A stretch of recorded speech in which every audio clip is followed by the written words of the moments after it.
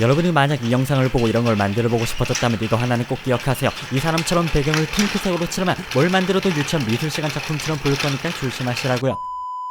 안녕하세요. 움직이는 3D 메이커 50%입니다. 오늘도 아는 사람만 한다는 제 채널에 와주셔서 정말 감사합니다. 오늘은 지난 어몽어스 오토마타에 이어서 또 다른 오토마타를 만들어 보려고 합니다. 그런데 지금 뭐 하고 있는 거냐고요? 고장난 3D 프린터를 고치고 있습니다. 하나를 고치면 하나가 고장나고 그러다가 가끔 동시에 고장나고 아주 미쳐버릴 것 같아요.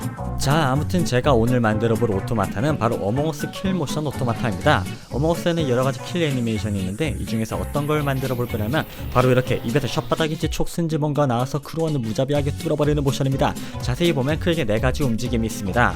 먼저 임포스터의 입이 벌어지고 입에서 촉수가 빠르게 튀어나와서 크루원을 관통시킵니다. 관통당한 크루원은 땅으로 철퍼덕 쓰러지고요. 마지막으로 불쌍한 아기 크루원은 이 장면을 지켜보며 바들바들 떨고 있습니다. 이 4가지 모션을 중점으로 오토마타를 만들어 보겠습니다. 먼저 지난번에 만들었던 어몽어스 모델링을 불러옵니다. 혹시 이 모델링 과정이 궁금하신 분들은 저의 다른 영상을 확인해주세요. 입을 벌린 임포스터를 만들기 위해 적당한 위치에서 피규어를 갈라줍니다. 그리고 촉수가 튀어나가는 궤적을 스케치합니다. 촉수가 최대로 뻗어나갔을 때와 돌아왔을 때 위치를 계산해 뒷부분에 표시를 해줍니다. 그리고 이 왕복 운동을 자연스럽게 만들어줄 나머지 메커니즘 구조를 스케치합니다. 여기서 퀵 리턴 메커니즘을 사용하는데 이 메커니즘은 회전 운동을 직선 운동으로 바꿔주면서 방향에 따라 속도를 다르게 할 수 있어 빠르게 튀어나오는 촉수를 표현하기에 알맞습니다.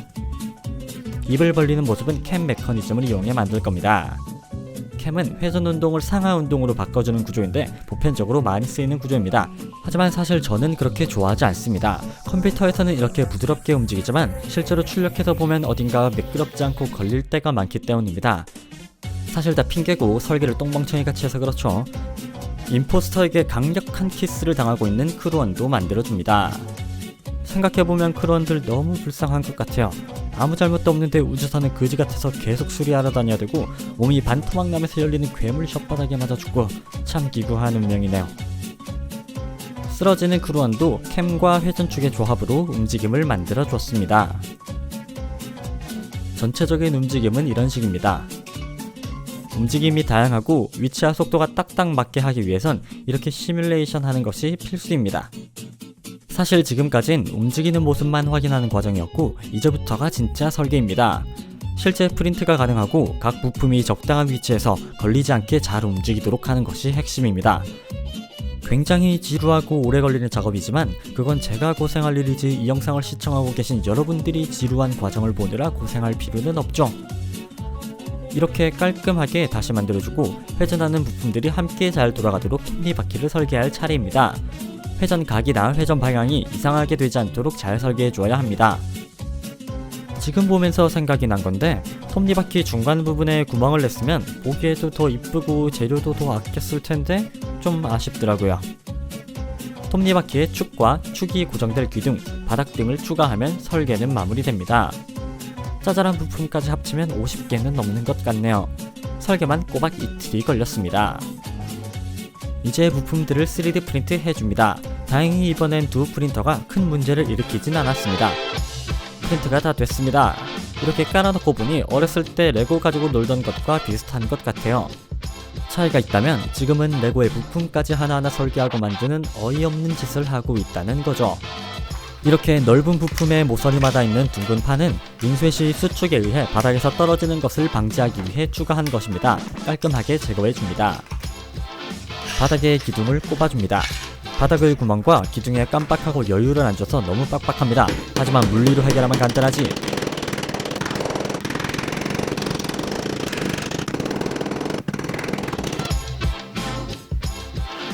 때려박은 톱니바퀴들이 다행히 잘 돌아가는군요. 다음으로 촉수를 담당할 퀵 리턴 메커니즘을 조립해줍니다. 다음으로 이 구멍에 입을 열고 닫을 캠과 연결되는 부분을 넣어줘야 합니다. 여러분은 저처럼 멍청한 짓을 하지 마시길 바랍니다. 다음으로 기둥과 밑판까지 붙여줍니다. 퀵 리턴의 부품이 윗판의 홈으로 잘 들어오도록 가이드해주는 부품과 촉수도 붙여줬습니다. 아까 멍청한 짓을 했던 캠 부분도 다시 인쇄해서 조립해줍니다. 이제 조립만 하면 되는 줄 알았겠지만 아직 멀었어요. 이제 다시 모델링을 해야 합니다. 아까 임시로 만들어뒀던 임포스터와 크루원을 제대로 된 모양으로 만들어야 합니다. 입 안 모양을 만들고 이빨도 만들어줍니다. 상체는 촉수가 지나갈 길을 생각해서 여유롭게 가운데를 뚫어줘야 합니다. 크루원은 얼굴이 뚫리는 구멍을 적당히 뚫어주고 몸 전체를 약간 매달린 모양으로 변형시켜줍니다. 아기 크루원은 기본 형태에서 뒷걸음치는 모양으로 다리를 만져주고 얼굴을 더 둥글고 크게 만들어주면 됩니다.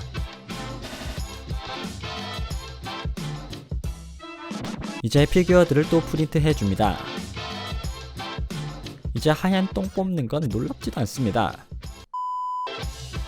임포스터 피규어는 경첩을 달아줘서 입을 열고 닫을 수 있게 해줍니다. 구멍난 크루원은 막대에 매달아 축에 달아줍니다. 여기까지 보셨다면 왜 아기 크루원은 만드는 거 안 보여주는가 싶을 수 있는데 딱히 별다른 이유는 없고요. 이제부터 보여드리겠습니다.